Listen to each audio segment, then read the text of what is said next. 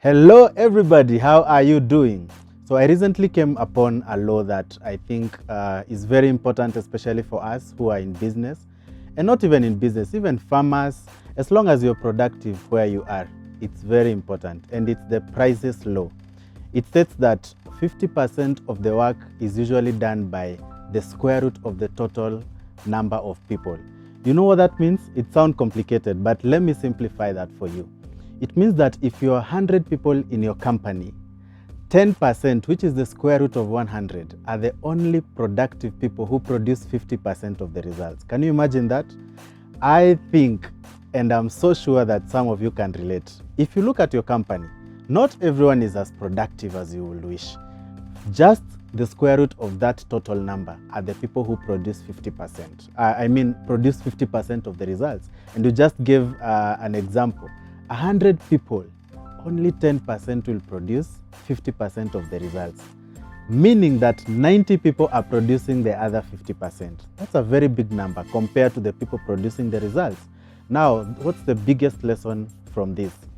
It means that mediocrity scales exponentially, but excellence scales incrementally. So now, let me give you an example and maybe we can think together. In sports, how many people do you think are in sports at this moment? Millions of people. But how many people do we know? Especially us in Kenya, we know very small number of people who are in sports, but there are millions. It's because those are the 10%, those are the square root of the total number that are controlling the industry. Even in my own business, we are millions of people doing business, but only a few are sharing the 50% that is controlling the economy. Let me shock you.